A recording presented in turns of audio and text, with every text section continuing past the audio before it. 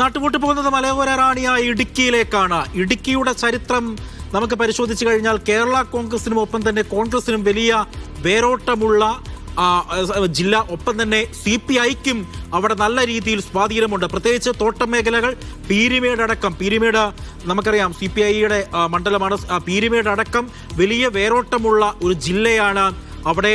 അതുമാത്രമല്ല, അവിടെ തമിഴ്നാട് രാഷ്ട്രീയത്തിന്റെ അലയൊലികൾ ചില ഭാഗങ്ങളിലൊക്കെ, അതിർത്തി ഗ്രാമങ്ങളിലൊക്കെ കഴിഞ്ഞ തവണ നമ്മൾ കണ്ടതാണ്. പെൺപുള, ഉരുമള ഉൾപ്പെടെയുള്ള ആളുകളുടെ ആ ഒരു മുന്നേറ്റവും അവരുടെ കടന്നുവരവും ഒക്കെ കഴിഞ്ഞ തവണ കണ്ടതാണ്.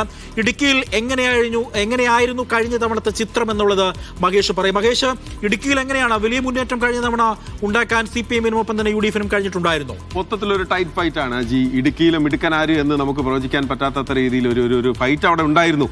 നമുക്ക് ഈ മൊത്തം കണക്ക് നോക്കുമ്പോൾ അങ്ങനെ മനസ്സിലാക്കേണ്ടി വരും. നോക്കാം എന്തായിരുന്നു എന്നുള്ളത്. എന്തായാലും 16 ജില്ലാ പഞ്ചായത്ത് ഡിവിഷൻ, അതിൽ 10ഇടത്ത് LDF, 6ഇടത്ത് UDF, 2 നഗരസഭകൾ, അതിൽ 2ഇടത്തും UDF ആണ് നഗരസഭകൾ 2 ഭരിക്കുന്നത്. ബ്ലോക്ക് പഞ്ചായത്ത് ആകെ 8, അതിൽ കട്ടക്ക് കട്ട 4-4. അതാണ് നമ്മൾ പറഞ്ഞത്. ഒരു ഫൈറ്റ് അവിടെ ഇടുക്കിയിൽ കൃത്യമായി ഉണ്ടായിരുന്നു. LDFും UDFും ഹൈ റേഞ്ചിൽ ഫുൾ റേഞ്ചിലാവാൻ 2 പേർക്കും പറ്റിയിട്ടില്ല എന്നുള്ളതാണ്. അപ്പോൾ നോക്കാം, ഗ്രാമപഞ്ചായത്തുകൾ 52 ഗ്രാമപഞ്ചായത്തുകളിൽ 30ഇടത്ത് LDF. ഗ്രാമപഞ്ചായത്തുകളിൽ LDFന്റെ കൃത്യമായ ഒരു മെജോറിറ്റി നമ്മൾ അവിടെ കാണാൻ സാധിക്കുന്നുണ്ട്. പ്രത്യേകിച്ച് നേരത്തെ പറഞ്ഞതുപോലെ തന്നെ അവിടെ തമിഴ്നാടുമായി അതിർത്തി പങ്കിടുന്ന സ്ഥലങ്ങളിൽ, മലയോര മേഖലകളിൽ, അവിടെ തോട്ടം തൊഴിലാളികൾ തിങ്ങി വസിക്കുന്ന സ്ഥലങ്ങളിലൊക്കെ അവിടെ LDF ചില പഞ്ചായത്തുകൾ, നിർണായകമായ ഒരു പഞ്ചായത്തുകളിലൊക്കെ അവിടെ LDFന് വലിയ മുന്നേറ്റം ഉണ്ടാക്കാൻ സാധിച്ചിട്ടുണ്ട്. 30ഇടത്ത് അവിടെ LDF, UDF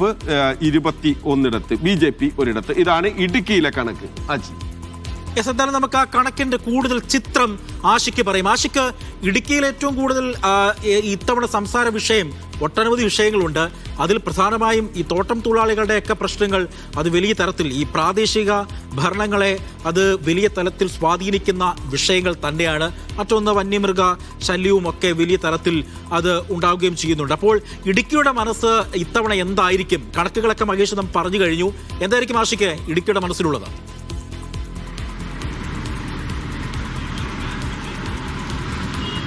അജി ചൂണ്ടിക്കാണിച്ചതുപോലെ വന്യമൃഗ ശല്യവും ഭൂപ്രശ്നവുമൊക്കെ പ്രാദേശിക തെരഞ്ഞെടുപ്പുകളിൽ ഇടുക്കിയിൽ വിഷയമാകും എന്നിരിക്കെങ്കിൽ തന്നെയും പ്രാദേശികമായ ചില പ്രശ്നങ്ങളാണ് ഇടുക്കി ജില്ലയുടെ രാഷ്ട്രീയ ചിത്രത്തെ ഇത്തവണത്തെ തദ്ദേശ തെരഞ്ഞെടുപ്പിൽ സ്വാധീനിക്കുക എന്നുള്ളതാണ്. ഇടുക്കി ജില്ലയെ സംബന്ധിച്ചിടത്തോളം ഇരു മുന്നണികളും BJP അതിന്റെ സീറ്റ് വിഭജന ചർച്ചകളുടെ ആദ്യഘട്ടം പൂർത്തിയാക്കി 2ാം ഘട്ടത്തിലേക്ക് കടക്കുകയാണ്. 14ാം തീയതിക്ക് മുമ്പ്, 14ാം തീയതി നോട്ടിഫിക്കേഷൻ വരുന്നത് ഏറ്റവും തൊട്ട് മുമ്പ് തന്നെ ഈ പൂർണ്ണമായുമുള്ള സ്ഥാനാർത്ഥി പട്ടിക പുറത്തിറക്കാൻ കഴിയുമെന്ന് ഇരു മുന്നണികളും പ്രതീക്ഷ വെച്ച് പുലർത്തുന്നുണ്ട്. അതേസമയം ഇടുക്കി ജില്ലാ പഞ്ചായത്തിന്റെ കണക്കെടുത്ത് പരിശോധിച്ചാൽ 16 ഡിവിഷനുകളാണ് നിലവിലുള്ളത്. ഒരു ഡിവിഷൻ അധികമായി, അത് വെള്ളത്തുവൽ ഡിവിഷൻ അധികമായി രൂപീകരിച്ചിട്ടുണ്ട്.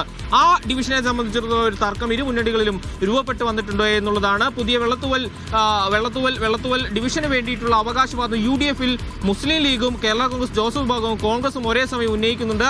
ഈ ജില്ലാ പഞ്ചായത്തിൽ മുസ്ലിം ലീഗ് ഇതേവരെ മത്സരിച്ചിട്ടില്ല, ഒരു ഡിവിഷനിലും മത്സരിച്ചിട്ടില്ല. അപ്പോൾ ആ സാഹചര്യം പരിഗണിച്ചുകൊണ്ട് പുതുതായി രൂപീകരിച്ച ഡിവിഷൻ തങ്ങൾക്ക് നൽകണമെന്ന ആവശ്യമാണ് മുസ്ലിം ലീഗ് മുന്നോട്ട് വയ്ക്കുന്നത്. അതേസമയം ജില്ലാ പഞ്ചായത്തിൽ UDFനുള്ളിൽ കോൺഗ്രസിനേക്കാൾ ശക്തിയുള്ള കേരള കോൺഗ്രസ് ജോസഫ് വിഭാഗം തങ്ങളുടെ ശക്തിക്ക് അനുസൃതമായി തന്നെ കൂടുതലായ ഒരു സീറ്റ് കൂടി വേണമെന്ന ആവശ്യമാണ് മുന്നോട്ട് വയ്ക്കുന്നത്. LDFനുള്ളിൽ പുതിയ ഡിവിഷന് വേണ്ടിയിട്ടുള്ള അവകാശവാദം ഉന്നയിക്കുന്നത് CPM ആണ്. തങ്ങൾ തന്നെ വേണം, തങ്ങളുടെ മുന്നണിയിലെ ഏറ്റവും പ്രബലരായ കക്ഷി തന്നെ അവിടെ തന്നെ മത്സരിച്ച വിജയ സാധ്യതയുണ്ട് എന്ന നിർദ്ദേശമാണ് CPM മുന്നോട്ട് വയ്ക്കുന്നതെങ്കിൽ അതിന് ആ പുതിയ ഡിവിഷന് വേണ്ടിയിട്ടുള്ള അവകാശവാദം മുന്നണിയിലെ കേരള കോൺഗ്രസ് മാണി വിഭാഗവും കൂടാതെ CPIയും പുതിയ ഡിവിഷന് വേണ്ടിയിട്ടുള്ള അവകാശവാദം ഉന്നയിക്കുന്നുണ്ട് എന്നുള്ളത് പ്രധാനപ്പെട്ടതാണ്. ജില്ലയിലെ 2 മുനിസിപ്പാലിറ്റികളാണ് പ്രധാനമായും ഉള്ളത്. 2ലും നിലവിൽ UDF ഭരണമാണുള്ളത്. അതേസമയം കട്ടപ്പന നഗരസഭ പൂർണ്ണമായും UDFന്റെ ഒരു കോട്ടയാണ്. കഴിഞ്ഞ വർഷങ്ങളിലെല്ലാം തന്നെ UDF അധികാരം നിലനിർത്തിയിരുന്ന ഇടമാണ്. വരുന്ന തിരഞ്ഞെടുപ്പിലും അതിന് മാറ്റമുണ്ടാകില്ല എന്ന പ്രതീക്ഷ തന്നെയാണ് UDF നിലനിർത്തി വരുന്നത്. വലിയൊരു അട്ടിമറി ഉണ്ടാകുമെന്ന പ്രതീക്ഷ LDFനും കട്ടപ്പനയെ സംബന്ധിച്ചിടത്തോളം ഇല്ല. പക്ഷേ രാഷ്ട്രീയ നാടകങ്ങൾക്ക് വേദിയാകാൻ പോകുന്നത് തൊടുപുഴ നഗരസഭയായിരിക്കും. കഴിഞ്ഞ തവണ തൂക്ക് ആർക്കും തന്നെ കേവല ഭൂരിപക്ഷമില്ലാത്ത സാഹചര്യം ഉണ്ടായി. തൂക്ക് ഭൂരിപക്ഷത്തിൽ ഭരണസമിതികൾ അധികാരത്തിൽ വന്നു. ഭരണം അട്ടിമറിക്കപ്പെടുന്ന സാഹചര്യമുണ്ടായി. വലിയ ഭരണ അസ്ഥിരത നിലനിന്നിരുന്ന ഇടമാണ് തൊടുപുഴ നഗരസഭ. അതിലെ ഏറ്റവും പ്രധാനപ്പെട്ട കാരണം അത് CPMനും കോൺഗ്രസിനും കേരള കോൺഗ്രസിനും മുസ്ലിം ലീഗിനും BJPക്കും ഒക്കെ തന്നെ ഒരേപോലെ ശക്തിയുള്ള ഒരിടമാണ്. പ്രബലരാണ് എല്ലാ കക്ഷികളും എന്ന് തന്നെയുള്ളതാണ്. കക്ഷി നില പരിശോധിക്കുമ്പോൾ അത് നമുക്ക് വ്യക്തമാണ്. CPMന് 8 സീറ്റുകൾ ഉണ്ടെങ്കിൽ BJPക്ക് 8 സീറ്റുകൾ തന്നെയുണ്ട്. അതേ സമാനമായ ശക്തമായ ശക്തി തന്നെ നിലനിർത്തിപ്പോരുന്നു മുസ്ലിം ലീഗും UDF കോൺഗ്രസും എന്നുള്ളതാണ്.